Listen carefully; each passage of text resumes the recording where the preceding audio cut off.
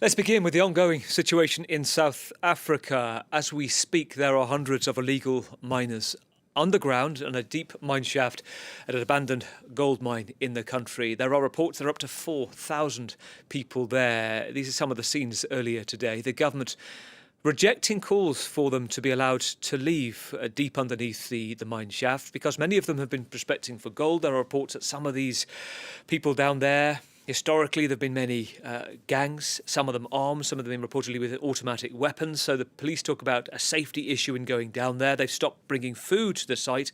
But volunteer rescue workers have been talking about how they're getting extremely weak without food. Some of them are eating toothpaste, drinking vinegar as well.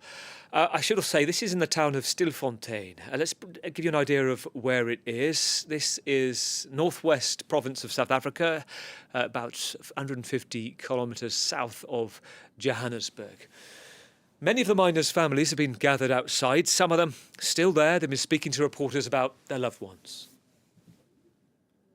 4 of my family members were trapped in shaft 10 and shaft 3. So far, only my partner has made it out. The 3 others are still underground. I have no idea if they're still alive or not, because we've heard of dead bodies being pulled out.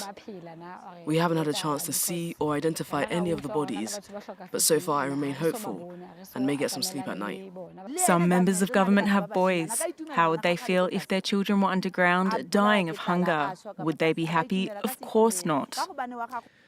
OK, let's get some context on what's going on. Let's first bring in Mathapelo Deale from the Gauteng branch. She's a development leader looking at mining affected communities for the Blyvor branch secretary. Great to have you on the programme this evening. First of all, just give us an idea of, this is not something that's rare. I guess what's the problem is now the sheer number of people, but just explain just the context of what is happening right now, who could be down there and why the police are withholding food. Good evening. Thank you to your listeners. Thanks to you for having us. The issue with Stilfontein is the government decided to have an operation that they called Valamkoti, where they started closing mine shafts and abandoned mine shafts without consulting the community. They then restricted as a mitigation process for them. They withheld food and water to the trapped miners underground for the past 3 months. It is only on Tuesday that the first 40 instant meals were sent down to the miners. And then subsequent to that, 5 miners were rescued by the community volunteers. The volunteers from the community decided to do this initiative after the government refused to partake in the process. The first 5 were rescued using a very delicate, dangerous system of a rope because the miners are trapped 2 meters. So the community then started rescuing the first 5. When the first 5 came on surface, they then indicated that the other miners underground want to come out, but they are unable to because they are dehydrated, some deceased, and they don't have the strength to come up using the system that is currently being used by the community. Mathapelo, tell me about trying to get an idea of who is down there. In fact, while we're talking to you, I think flashed up on screen is Duncan Money as well from Johannesburg, a consultant, historian, researcher on mining industry. Great to have you on the programme as well, joining us this evening, Duncan.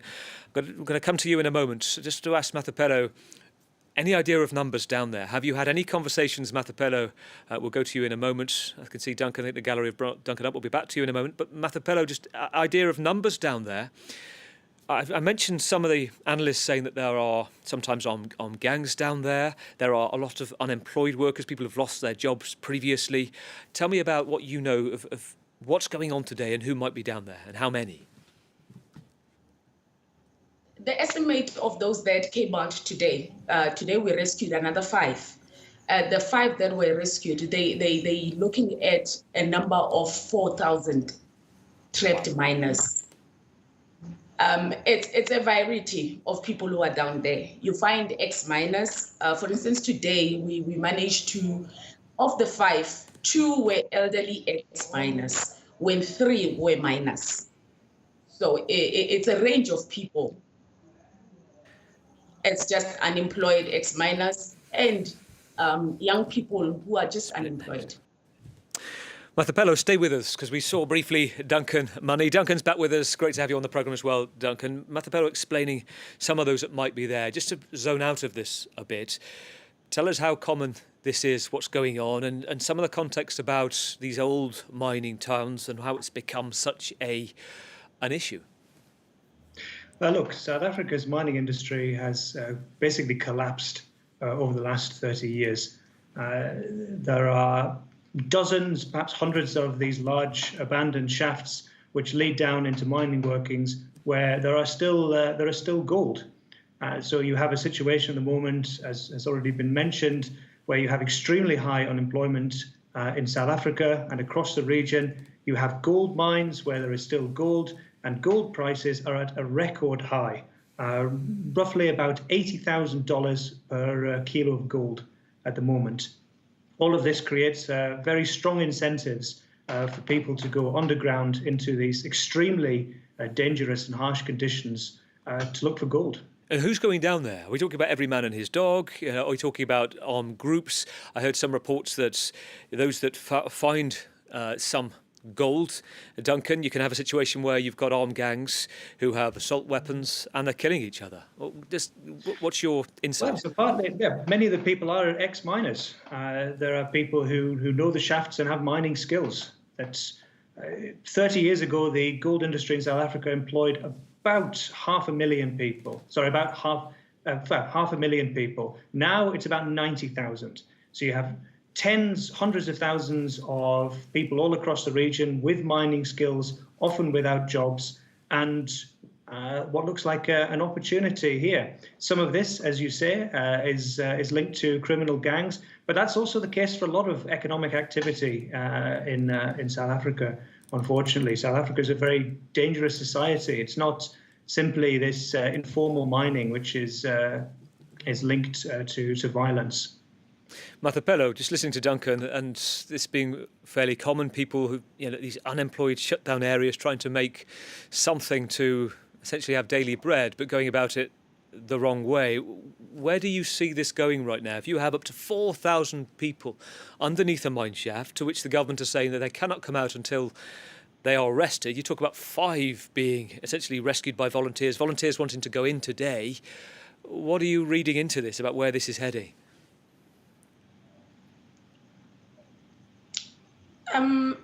Look, we had a press conference yesterday where the government committed that they will bring in experts. They will assist, take out these miners in a larger number. But looking at the ones that were rescued today, the process that government would take forever. We are not saying what they have done is correct, but we are saying let's preserve lives. Let them be brought on surface on time, because some of them coming out are saying there are already guys that are deceased underground, which is a concern. The issue should be that government should speed up the process of taking them out in a larger number. Do the police have a point, Mathapelo, when they say for them to go down there to do their job, it is simply unsafe because of the types of people who are prospecting illegally down there? Look, to begin with, how this project ended up in the police's hands it's shocking. This is a DMRE issue where DMRE has got people who have got expertise to do the job. The police people are being real when they're saying they are unable to go down there. they've never been miners. They don't have the expertise. They don't have the experience. Expecting police to go down there, it's not making sense in a true sense. DMRE should be taking the lead in ensuring that these miners are rescued. It is therefore, at the end of the day, they've allowed these abandoned mines to exist for a very long time. So they should be held accountable. They should take charge of what is happening right now. It all falls on them, not on the police. Mathapelo, have you been down there? I mean, I'd just like to know, I'm interested in just what it is like when you actually down a shaft with illegal workers, what you see, the types of people down there. We see women, children. Is it all men? What's it like? So far, we haven't gone down where they are trapped. We've been on the surface. So far, those are emerging males. There has not been a woman yet. They are just males. There's no indication that there are women down there. It's, for now, we're just seeing males. But I've been on site. Duncan, just give us some context. This is clearly making news today. We're talking about hundreds. Mathapelo saying up to 4,000. Is there a comparison? You know, do we go back a few years and there was another big situation like this? I mean, this strikes me as this is the biggest problem with illegal miners in one place, trapped like this for a long time. Is this a precedent?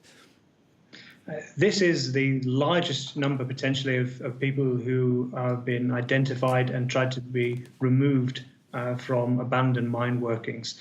There is, as far as I can see, no safe and efficient way to remove that number of people from underground workings that are so deep underground. You can see from the pictures there, the mining headgear has all been demolished, have been removed. You are left with essentially an empty hole in the ground in a mine that is around 1,800 meters deep and is connected up underground to a large number of other mines in the area. People could be over a wide area and located deep underground. But I think there are other sites in South Africa where there are similar numbers of people working underground, but the government and others simply don't know about this. There's really not very much knowledge about the informal mining happening in abandoned mines, and for good reason. A lot of the time this activity is illegal.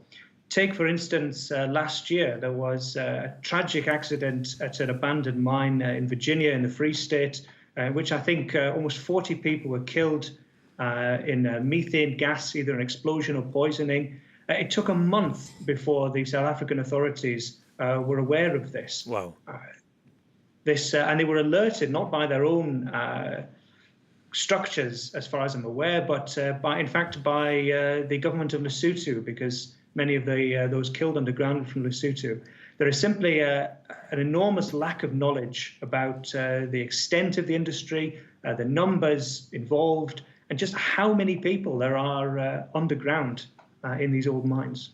We've had a statement from the police spokesperson, Duncan, Athlenda Mothe, who says that the numbers are exaggerated, this idea of 4,000. She says the figure is estimated to between 350 and 400 miners, according to the police spokesperson, saying that they've deployed maximum resources to this case.